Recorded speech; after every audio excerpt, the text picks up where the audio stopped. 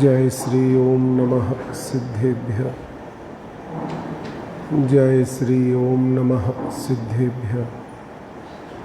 जय श्री ओम नमः सिद्धेभ्य। नमो अरिहंताणं, नमो सिद्धाणं, नमो आयरियाणं, नमो वज्रायाणं, नमो लोये सवसाहुणम्। ओंकारं बिंदु संयुक्तं नित्यं ध्यायन्ति योगिनः कामदं मोक्षदं चैव। ओंकाराय नमो नमः। अविरल शब्द घनौघ प्रक्षालित सकल भूतल कलंका, मुनि भी उपासित तीर्था, सरस्वती हरतु नो दुर्तान। अज्ञानतिमिरान्ध्यानां ज्ञानाञ्जन्य शलाकया चक्षुरुन्मीलितं येन तस्मै श्री गुरुवे नमः। श्री परम गुरुवे नमः। परंपराचार्य गुरुवे नमः। सकल कलुष विध्वंसकम श्रेयसां परवर्धकम धर्म संबंधकम भव्य जीव मनः प्रतिबोधकारकम पुण्य प्रकाशकम पाप प्रणाशकम इदम शास्त्रम श्री प्रवचन सार नामधेयम्।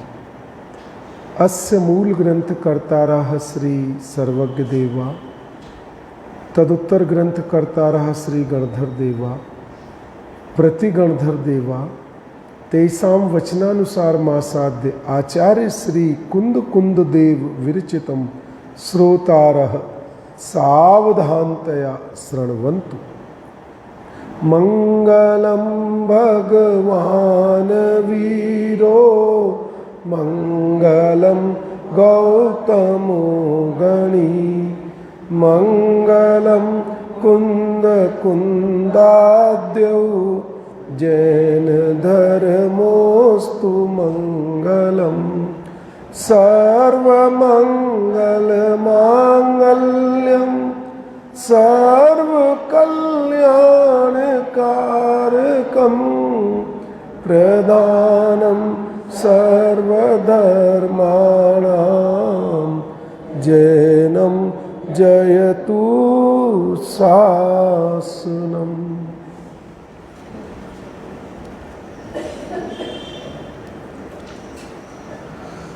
श्री प्रवचन सार नामक परम आध्यात्मिक ग्रंथ आचार्य भगवान कुंद कुंद द्वारा प्रणीत,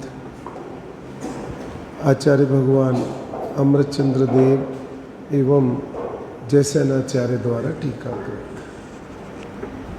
इस ग्रंथादिराज के गे तत्व प्रज्ञापन नामक अधिकार की पहली गाथा 93 नंबर की गाथा अंतिम है इसका। आज इसका भावार्थ लेंगे, उसके पहले थोड़ा टीका में बाकी है। कल तक ये सब तो हमने स्वरूप समझ ही लिया था। क्या क्या समझ लिया था? 5 मिनट हम एक बार उस द्रव्य गुण पर्याय की व्यवस्था को अपने ज्ञान में एक बार को बिठा लेवे।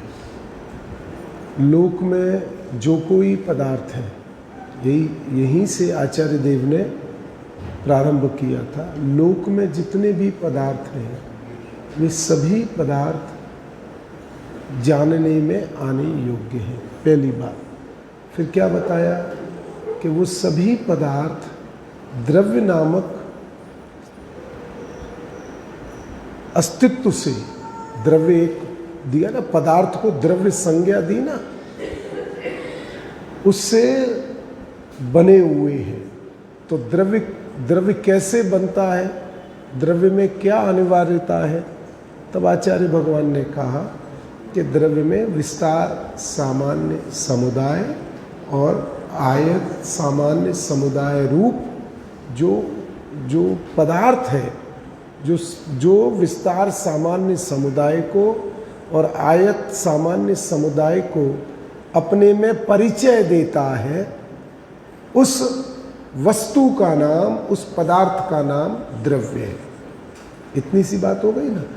फिर उन्होंने बताया कि द्रव्य में जो गुण है, जो गुण द्रव्य में सामान्य बने रहते हैं, पर वह गुण अपने स्वयं में, अपने स्वरूप में विशेष है, विस्तार विशेष।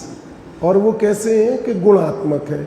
एक गुण दूसरे गुण को रूप देता है, एक गुण का रूप दूसरे में जाता है, एक गुण असंख्यात अनंत गुणों में व्याप्त होता है, अनंत गुण का रूप उस गुण में आता है, तो गुणात्मक है। फिर उसके बाद पर्याय की आचार्य देव ने चर्चा की कि पर्याय क्या है, कि पर्याय आयत विशेष स्वरूप है। वही पर्याय द्रव्य में कैसी थी, सामान्य। द्रव्य में उन पर्यायों को हम किस नाम से जानते थे, द्रव्य में, द्रव्य रूप से। अनंत गुणों को द्रव्य में हम किस रूप से अनुभव करते हैं, द्रव्य रूप से। वही गुण और वही पर्याय अपने अपने स्वरूप में कैसी है, विशेष है, प्रतिष्ठित है। सामान्य रूप अनुभव करना चाहो तो सामान्य रूप है, और विशेष रूप अनुभव करना चाहो, सामान्य रूप अनुभव में उनकी विशेषता नष्ट नहीं होती है। बताया था ना, हलवे में अगर शक्कर का स्वाद लेना चाहो तो ले सकते हो कि नहीं, ले सकते हैं। तो वही शक्कर जहाँ हलवे में अभेद पने हैं, वही शक्कर जब उसका विशेष ज्ञान करना चाहे तो विशेष रूप है। इतनी बात अपन ने पहले पूर्वी की। फिर उसके बाद उन्होंने बताया कि भाई ये तो गुणों की बात हो गई, पर्याय के स्वरूप की बात हो गई। अब ये पर्याय होती किस किस की है, परिणमन किस किस का होता है। तब भगवान आचार्य देव ने कहा कि भैया इसमें जो द्रव्य है उसकी दो पर्याय होती हैं, और गुणों की भी दो पर्याय होती हैं। माने प्रत्येक गुण की भी दो पर्याय होती हैं, और प्रत्येक द्रव्य की नहीं होंगी पर्याय। माने पुद्गल द्रव्य की और जीव द्रव्य की। तो पुद्गल द्रव्य की जो पर्याय होती हैं वो कौन सी हैं, समान जाति, समान जाति पर्याय। एक वास्तव में तो द्रव्य एक परमाणु है, और जहाँ स्कंद हो गया तो वो अनंत परमाणुओं का बंधन रूप स्कंद हो गया। तो उसको कहते हैं, उस स्कंद को हम क्या कहेंगे, इस घड़ी को हम क्या कहेंगे, पुद्गल के समान जाति पर्याय। और ये जो मनुष्य, देव, नारकी और त्रियंच, ये क्या है, ये असमान जाति। क्यों असमान जाति, क्योंकि एक जीव द्रव्य की जाति का चैतन्य भगवान आत्मा है, और दूसरे अनंत पुद्गल परमाणु वो अचेतन के हैं। इसलिए दो जातियां भिन्न भिन्न हैं, फिर भी दोनों का एक क्षेत्रावगा होकर के जो पर्याय दिखाई दे रही है, एक क्षेत्रावगा संबंध से, निमित्त नैमित्तिक संबंध से जो पर्याय दिखाई दे रही है, उस पर्याय को हम क्या कहेंगे, असमान जाति द्रव्य पर। ये दो द्रव्यों की पर्याय हो गई। अब गुणों की पर्याय कही भगवान ने, क्या बताई गुणों की पर्याय, कि गुणों की एक स्वभाव पर्याय होती है और एक विभाव। स्वभाव पर्याय प्रत्येक द्रव्य की गुणों में होती है। वो तो बताए ना कि वो जो अगुर लघुत्व की जो षड्गुणी हानि वृद्धि से जो द्रव्य में जो निरंतर जो परिणमनशीलता है, जो परिणमन है, वो उसकी स्वभाव पर्याय है। परिणमन को पर्याय में ही लेना पड़ेगा, क्योंकि परिणमन एक समय का होता है, परिणमन नाम ही पर्याय का है। तो वो कहते हैं कि वो स्वभाव पर्याय है। और जो विभाव पर्याय है वो पुद्गल और जीव की होती है। तो पुद्गल की विभाव पर्याय रूपादि का जो परिणमन है, रूप रस गंध वर्ण का, जो जिसमें स्वपर हेतु है वो है। और जीव की मति ज्ञान आदि, ये जो है ना मति ज्ञान आदि, ये पर्याय जीव की कैसी है, कौन सी, गुणों की विभाव पर्याय। किसकी विभाव पर्याय, गुणों की।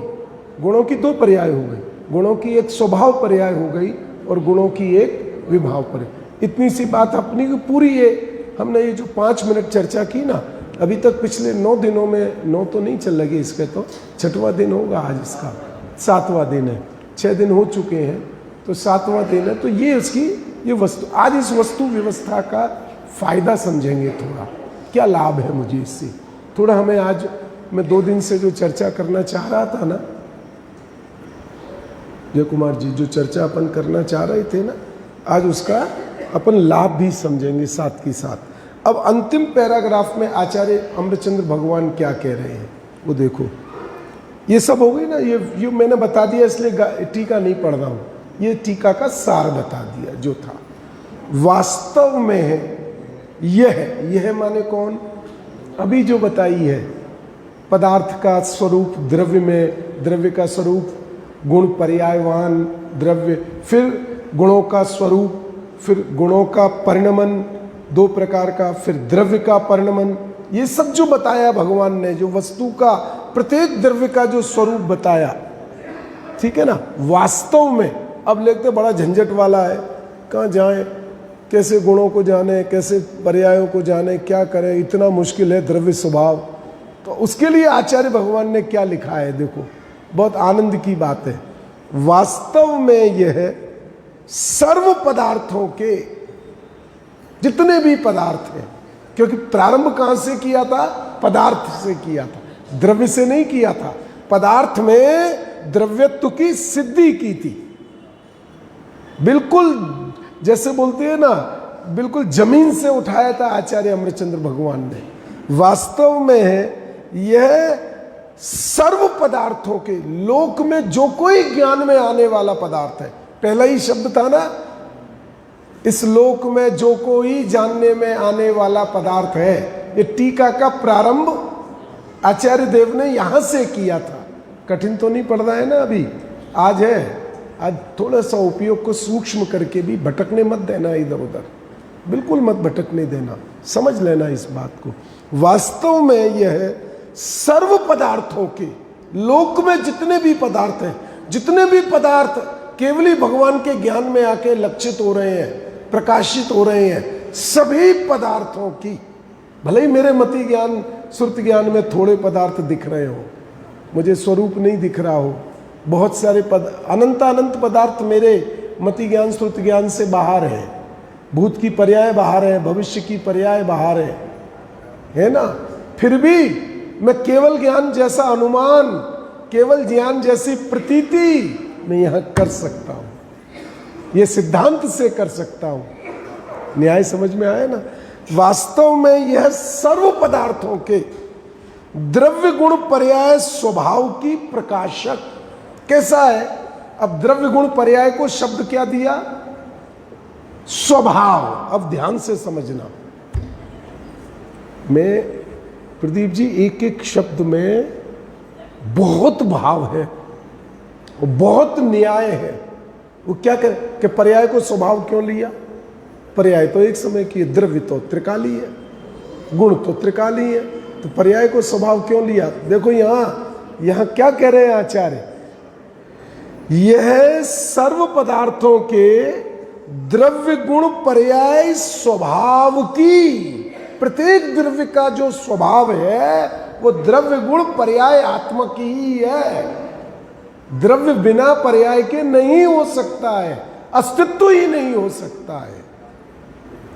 पर्याय ही द्रव्य के अस्तित्व को प्रकाशित करती है, पर्याय न हो तो द्रव्य का अस्तित्व नहीं है, हो ही नहीं सकता है, क्योंकि पर्याय ही उसकी अनादि अनंतता को और उसके अनंत गुणों का, उसके द्रव्यत्व का कौन परिचय देता है, पर्याय परिचय। तो पर्याय जिस द्रव्य का परिचय देती है वो उसके स्वभाव में रह करके देगी कि वो पर्याय बाहर से आएगी। समझ में आया कि नहीं आया, वो कहां से परिचय देगी, बाहर से देगी। इसका अर्थ है कि द्रव्य जड़ हो गया, क्योंकि पुद्गल का ज्ञान हम अपने ज्ञान से पुद्गल का ज्ञान करते हैं। पुद्गल को स्वयं का ज्ञान नहीं है कि मैं पुद्गल हूं, मेरे अंदर में स्पर्श रस गंध वर्ण ऐसा ज्ञान है, पर आपको तो है। तो क्यों है कि पुद्गल का ज्ञान करने के लिए पुद्गल को ज्ञायक की अपेक्षा है, तब उसका नाम ज्ञेय आता है। यद्यपि परमाणु अपने रूप से सत है, द्रव्य क्षेत्र काल भाव रूप है, पर उस पुद्गल को ज्ञेय संज्ञा किसके कारण से मिलती है, ज्ञायक के कारण से मिलती है। थोड़ी सूक्ष्म बात है, थोड़ी समझ में आ रही हो तो समझना। तो वो जो कहते हैं कि वो जो पर्याय है वो द्रव्य का स्वभाव है, क्योंकि पर्याय ना हो तो द्रव्य ही ना हो। द्रव्य को बताने वाली, द्रव्य के स्वभाव की प्रकाशक वो पर्याय है, इसलिए द्रव्य द्रव्य से ही जानता है, ज्ञान ज्ञान से ही जानता है, ज्ञान अन्य साधन से नहीं जानता है। देखो वास्तव में यह सर्व पदार्थों के द्रव्य गुण पर्याय स्वभाव की प्रकाशक, क्या कहते हैं, प्रकाशक माने बताने वाली, प्रकाशक माने क्या, बताने वाली, द्रव्य गुण पर्याय स्वभाव की प्रकाशक, पारमेश्वरी। पारमेश्वरी का मतलब क्या है? ये शब्द है, ऐसा नाचने का मन करता है इस अगले 3-4 शब्दों पे। सच्ची बोलता हूँ। मैंने जब एवरशाइन नगर में इस पे प्रवचन किए थे तो मैं ही जानता हूँ कि मुझे क्या रोमांच खड़ा होता था जब इन शब्दों का, पर भगवान कहते हैं वो आश्रम भाव है। वो रोमांच भी खड़ा नहीं रह पाता है। क्यों? भगवान उस रोमांच को क्या कहते हैं? आश्रम भाव है, बंध का हेतु है, वो तेरे आत्मा से उत्पन्न नहीं होता है, वो विभाव भाव है। आवे तो साथ की साथ उसका भेद ज्ञान भी होना चाहिए, नहीं तो उसी में रीझते रहेंगे तो स्वभाव पे पहुंच नहीं पाएंगे। देखो क्या कह रहे हैं, पारमेश्वरी। पारमेश्वरी माने जिनेंद्र भगवान के द्वारा बताई हुई, 3 लोक के नाथ के द्वारा बताई हुई, वीतरागी सर्वज्ञ भगवंतों के द्वारा प्रतिपादित की हुई। पारमेश्वरी माने क्या? जिनके ज्ञान से लोक का कोई भी द्रव्य, उस द्रव्य में रहने वाले अनंत गुण, उन अनंत गुणों की त्रिकालवर्ती पर्याय जिनके ज्ञान से छिपी नहीं है, ऐसे 3 लोक के नाथ जिनेंद्र भगवान के द्वारा बताई गई ये वस्तु व्यवस्था है। ये कहीं बाहर से नहीं आई है, ये कोई अल्प ज्ञानी का विषय नहीं है। इसलिए क्या लिखा? पारमेश्वरी। पवन जी समझ में आता है? एक के घर जाता हूँ, एक का नाम याद कर आता हूँ, क्या करूँ? जो नाम बता देते हैं घर पे उनका नाम याद हो जाता है, बाकी मुझे 9 दिन से पता ही नहीं चलता है किसका नाम क्या। वैसे भी मेरी स्मृति कमजोर है नाम के मामले में। तो देखो, पारमेश्वरी व्यवस्था, व्यवस्था समझ गए ना? व्यवस्था क्या कहना? स्वभाव ही है। व्यवस्था तो खाली हम एक परिचय के लिए बोल रहे हैं। पारमेश्वरी व्यवस्था। अब देखो क्या शब्द दिए आचार्य अमृतचंद्र भगवान ने, भली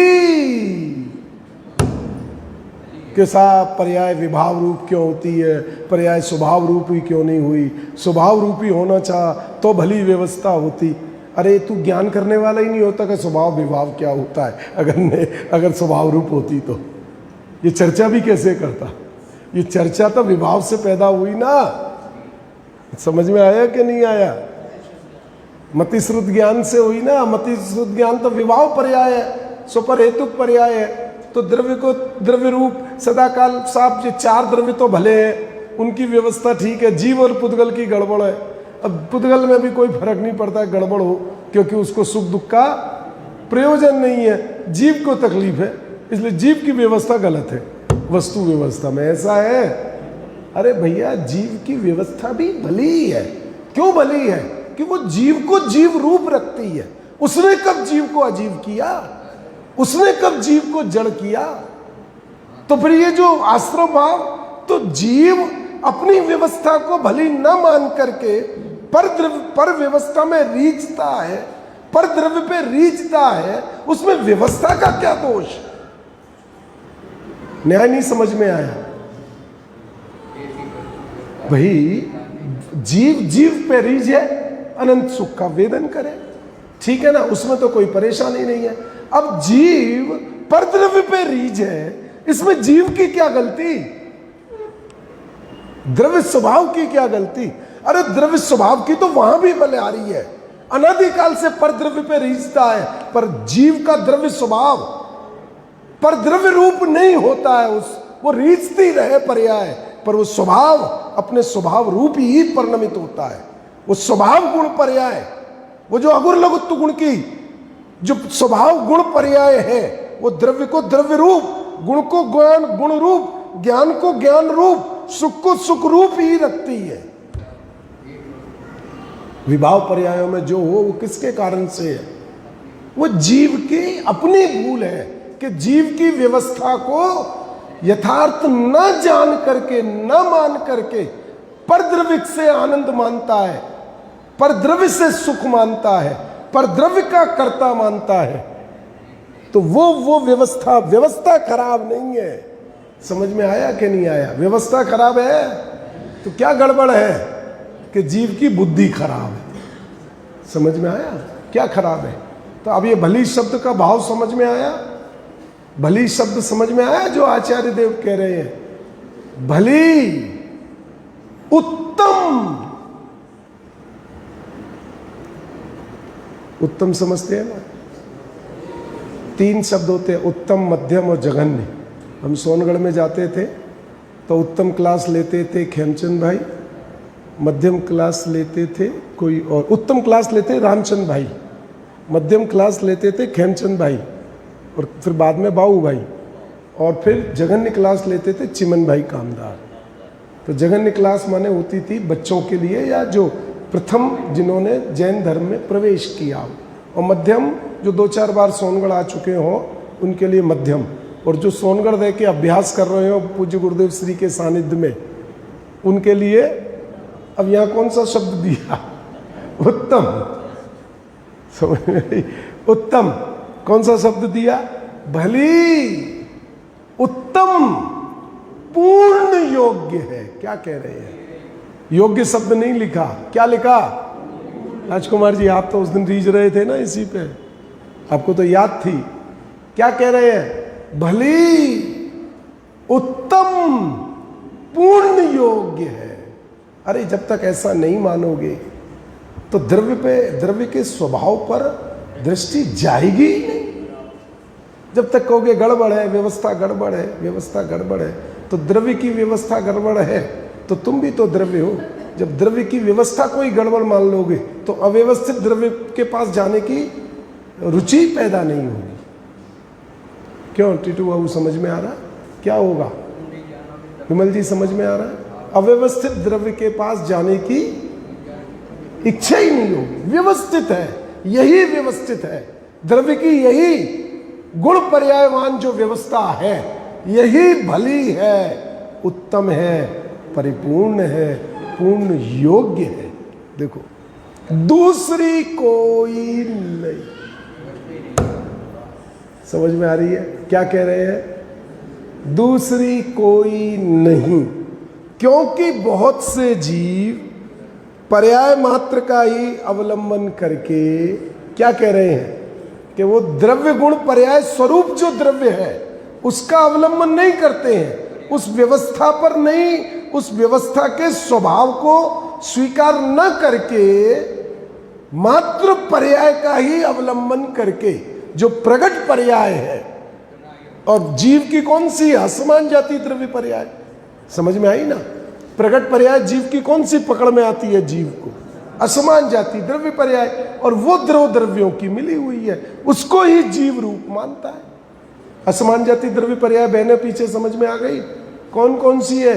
देव, मनुष्य, नारकी, त्रियंच, ये 6 काय के जीव, ये सब कौन सी हैं? सब असमान जाति द्रव्य पर्याय है।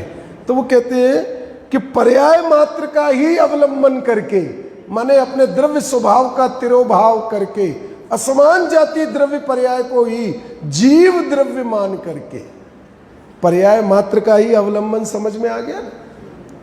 तत्व की अप्रतिपत्ति जिसका लक्षण है।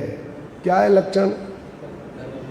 जो वस्तु जैसी है, जो तत्व जैसा है, जिस पदार्थ का जो भाव है, उस भाव को अज्ञान, अप्रतिपत्ति, बिना जाने हुए अज्ञान से ऐसे मोह को प्राप्त होते हुए पर समय होते हैं।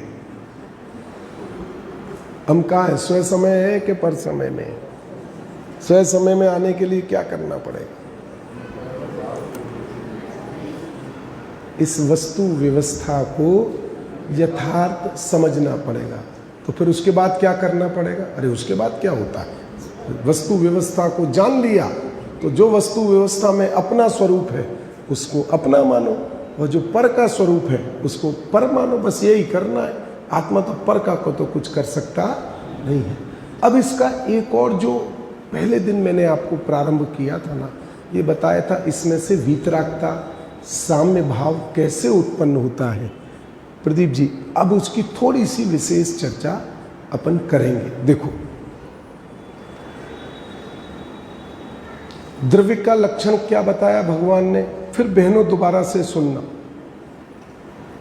द्रव्य का लक्षण क्या बताया भगवान ने?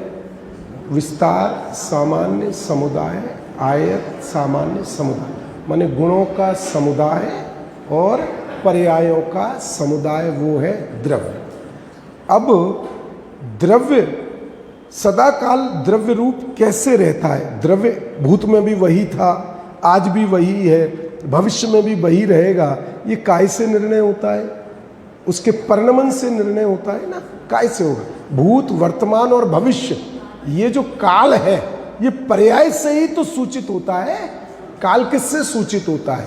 पर्याय से सूचित होता है। अच्छा, ये जो व्यवस्था है द्रव्य गुण पर्याय की, ये सभी द्रव्यों की है कि चेतन द्रव्य की है? सभी की है। परमाणु की भी यही है। किसकी है? परमाणु मात्र की भी यही है ना। ऐसा तो नहीं है कि जीव की ये व्यवस्था हो और बाकी द्रव्यों की नहीं हो।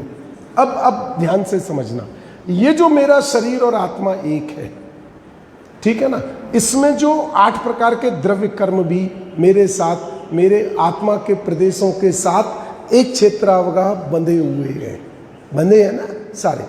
अब इसमें ये जो मेरा औदारिक शरीर है, इसमें कितने परमाणु हैं? कितने परमाणु हैं? अनंत अनंत परमाणु है।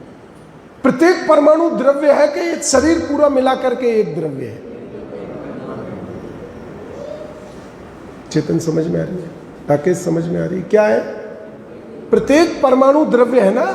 इस शरीर में, इस औदारिक शरीर का एक एक परमाणु, औदारिक तो उसकी पर्याय है, एक एक परमाणु स्पर्श रस गंध वर्ण वाले विशेष गुण का एक एक परमाणु द्रव्य है कि नहीं है? द्रव्य आपने शब्द बोला ना, उसके लिए द्रव्य जाना ना, तो वो जो द्रव्य है वो कैसा होता है? अपने अनंत गुणों का और अपनी अनंत पर्यायों का पिंड होता है, अखंड पिंड होता है। द्रव्य की परिभाषा ही तो ये थी ना कि अपने गुण और अपनी पर्यायों का पिंड होता है वो द्रव्य। अब इसमें अनंत अनंत पुद्गल परमाणु रूप द्रव्य है। अब प्रत्येक द्रव्य अपनी अपनी पर्यायों का करता है कि उसकी पर्यायों का करता कोई दूसरा है। अब ये हाथ में ये जो सफेदी रूप जो इस साइड से दिख रहा है और इधर से जो सांवला रूप दिख रहा है, इन परमाणुओं को कौन कर रहा है? इन परमाणुओं को कौन कर रहा है? कौन कर सकता है? इस शरीर को किसने किया? स्वयं उन परमाणुओं में, स्वयं उन स्कंद रूप पर्याय में परिणमित होने की योग्यता थी। वो उनकी अपनी पर्याय है कि वो परमाणु किस शरीर के साथ जाकर के जुड़े, कारमान शरीर से जुड़े, औदारिक शरीर से जुड़े, तेजस शरीर से जुड़े, जिससे भी जुड़े उस अपने परमाणु की अपनी पर्यायगत योग्यता है कि नहीं, कि किस समय किसके साथ बात है। कितनी सी बात है, कितना कठिन मोक्ष मार्ग जो अनादिकाल से आज तक नहीं समझा, उसमें क्या गलती रही? क्या गलती रही? प्रवचन सार कह रहा है कि क्रोधादि विकारी भावों को अपना माना और ज्ञानादि क्रिया को, क्रोधादि क्रिया को एक माना। प्रवचन सार जी क्या कह रहा है? हम तुम्हारी बात ही नहीं कर रहे हैं, हम तो तुमसे ये कह रहे हैं कि तुमने वस्तु स्वरूप को वस्तु स्वरूप रूप नहीं जाना, बस ये गलती है। समझ में आया कि नहीं आया? वस्तु स्वरूप का यथार्थ ज्ञान हो जाए तो क्रोध तो पर में पहले से ही खड़ा हो जाएगा। वो ज्ञान अपने स्वभाव में अपने आप खड़ा हो जाएगा। फिर उसको ज्ञान को भिन्न करने के लिए और क्रोध को भिन्न करने के लिए कुछ आवश्यकता नहीं है, क्योंकि वस्तु स्वरूप का ज्ञान, आत्मा की ज्ञान गुण की पर्याय वो आत्मा का परिचय देंगी और आत्मा की विभाव पर्याय वो आत्मा का परिचय नहीं देंगी। समझ में आया कि नहीं आया? हाँ, ज्ञान ही प्रत्याख्यान है। 34 नंबर की गाथा है ना, कौन सी है? बहुत समय सार जी की, नाणम नियमा मुड़े अब्बम, ज्ञान ही प्रत्याख्यान है।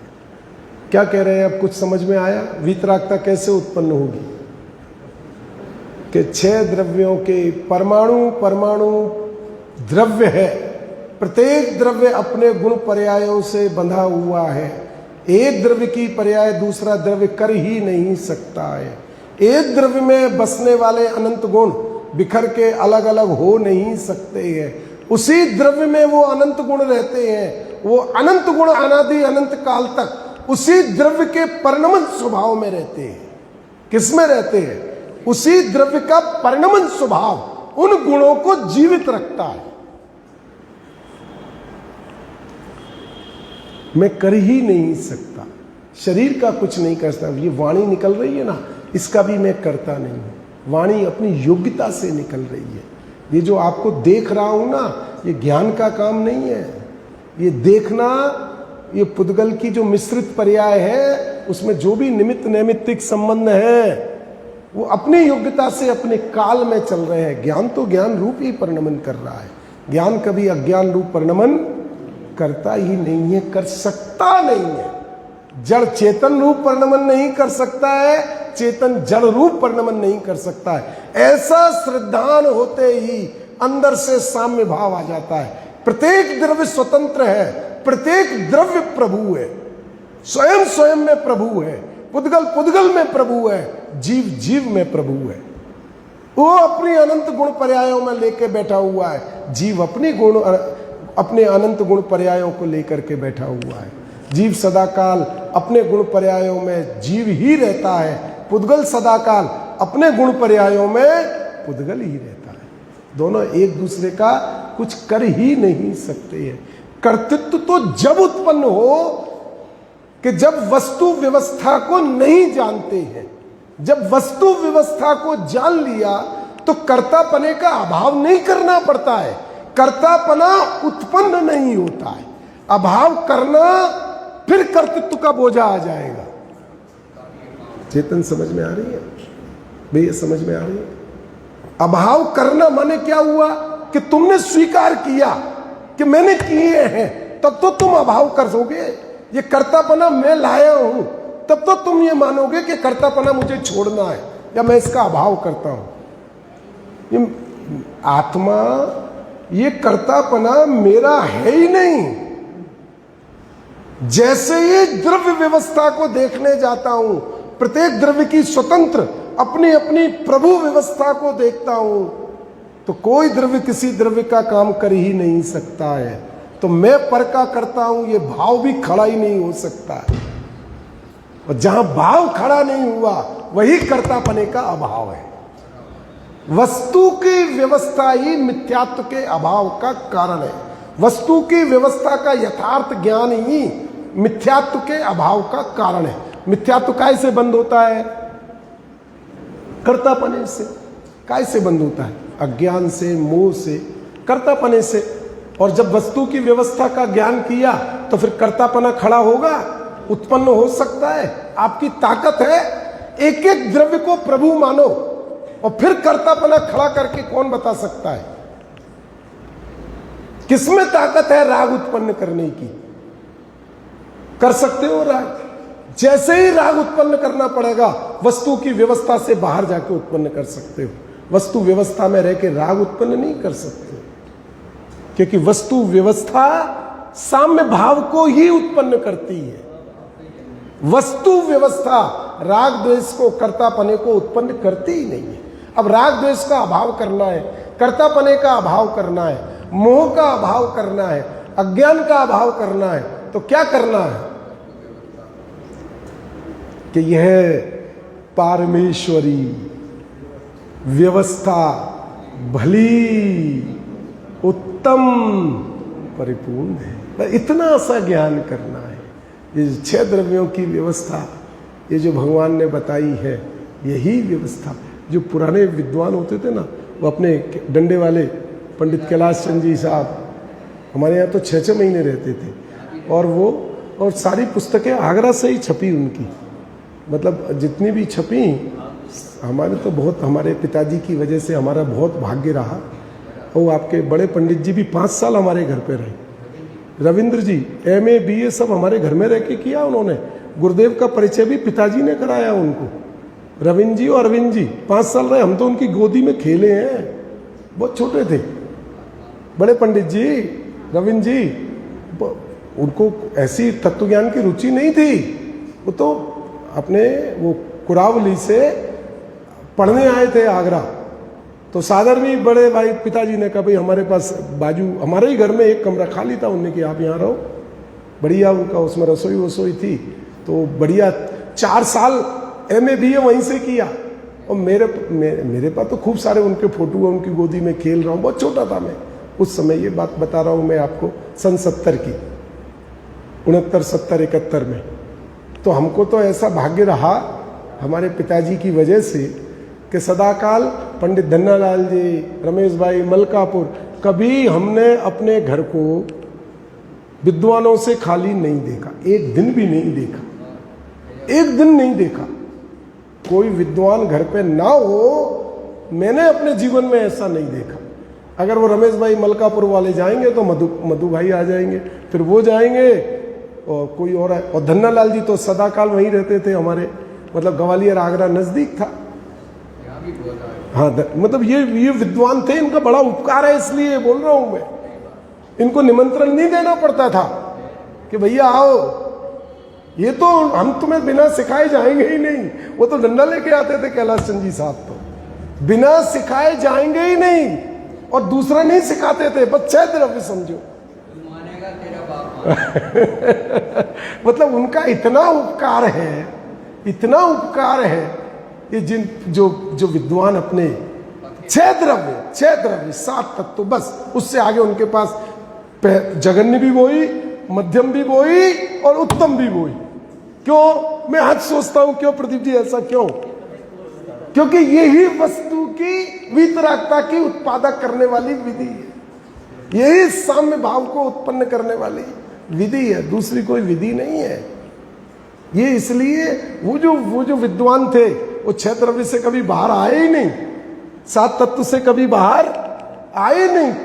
जब भी आएंगे 6 महीने रहेंगे तो ही वो 6 द्रव्य का 100 प्रकार से प्रश्न करेंगे। उनकी जो प्रश्नोत्तर माला है ना, वो हाँ सिद्धांत 6-7 भाग है, बस एक ही गुण के 100 प्रश्न होंगे कि किसी तरह से भी तुम्हें समझना है कि एक द्रव्य दूसरे द्रव्य का कर्ता नहीं है। बस वो ज्ञान करना है, वो विषय जागृत करना है, वो उनकी विशेषता थी उन विद्वानों की।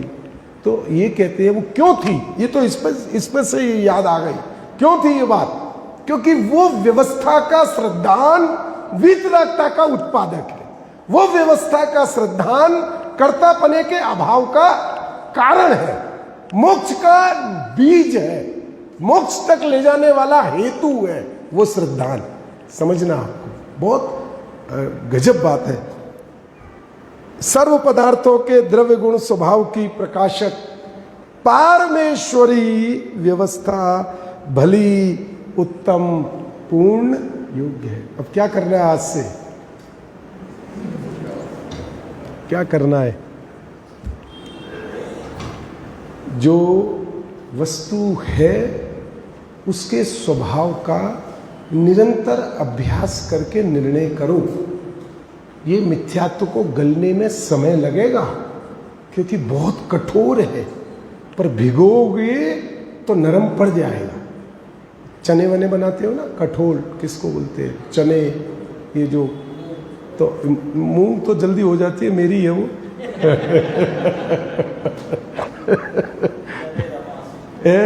मैंने जो भी चना वगैरह होते हैं ना, अब आप सुबह सुबह पकाना चाहो तो नहीं पकेगा वो। 10-20 सीटी दे लो कुकर में तो भी नहीं पकेगा। तो उसके लिए क्या करना पड़ेगा? रात को भिगो दो, फिर सुबह अल्प अग्नि में फटाफट, अल्प पुरुषार्थ में फटाफट काम हो जाएगा। अब ऐसे उसको करते रहो तो वो कहेगा मैं नहीं हो रहा। ऐसे ही वो जो अनादिकाल का मिथ्यात्व है, और यहाँ भी जितने भी हमारे निमित्त नैमित्तिक संबंध हैं वो सब उसी मिथ्यात्व को पोषण करने वाले हैं, दृढ़ करने वाले हैं कर्तापने से। अब एक तो वो पुराना चला आ रहा है और नया बांधते जा रहे हो, अब इसको तोड़ना है तो क्या करोगे? तो पुराने को तोड़ना मुश्किल और नया और बांधे जा रहे हो, तो पहले नया बांधना तो रोको। पहले क्या करो?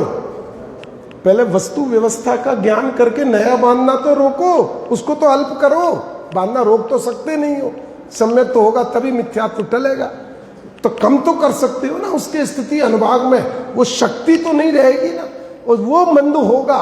और ये द्रव्य गुण पर्याय वाले द्रव्य का अभ्यास होता रहेगा कि एक द्रव्य दूसरे द्रव्य का करता नहीं है। इसका बारंबार विचार विश्लेषण, विचार अंदर में चिंतन मनन गोलन, ये क्या करेगा कि वो जो पुराने मिथ्यात्व की कठोरता है इसको क्या करेगा, इसको नरम कर देगा। थोड़ा सा ये जब नरम हो जाएगा तो थोड़े पुरुषार्थ में आत्मा की अनुभूति, और ऐसे ही जैसे बैठे हैं वैसे ही बैठे रहे, सुनते रहे सुनते रहे सुनते रहे, सुनते सुनते आयु पूर्ण हो जाएगी और उपलब्धि कुछ हो नहीं पाएगी। उपलब्धि माने, उपलब्धि तो एक अपने स्वरूप की प्राप्ति, अपने भगवान आत्मा की प्राप्ति, उसी को ही भगवान ने उपलब्धि कहा है मनुष्य पर्याय की, और मनुष्य पर्याय में तो कोई दूसरी उपलब्धि है नहीं कहने योग्य। तो अब एक और लास्ट का एक शाम का प्रवचन है, वो जो जितना अपने हो सकेगा करेंगे। पर आप दोपहर में आने वाले तो गहरे तत्वाभ्यासी हैं, बहुत गहरी रुचि वाले लोग हैं ये, तब अपना दोपहर की नींद वगैरह व्यापार आदि छोड़ के आते हैं। इसमें हमको सचमुच अपने पास महामंगल अवसर आ चुका है। हमारे परिणामों में तत्व ज्ञान समझने की रुचि जागृत हो चुकी है। अब इस पुरुषार्थ को कमजोर मत करना, इस रुचि को मरने मत देना, ढीला मत पड़ने देना। इस रुचि को उत्तरोत्तर उत्तरोत्तर उत्तरोत्तर जितना हो सके बढ़ाते रहना, इसकी परीक्षा करते रहना रोज कि क्या है। और ये परीक्षा कोई दूसरा नहीं कर सकता है, ये परीक्षा हमें स्वयं अपने ही परिणामों से करनी पड़ेगी। हम सब इसी पुरुषार्थ से, इसी वस्तु व्यवस्था को यथार्थ समझ करके, साम्य भाव उत्पन्न करके सिद्धालय की प्रारंभ करें, अपने स्वरूप की प्राप्ति का पुरुषार्थ प्रारंभ करें। बस यही मंगल भावना है।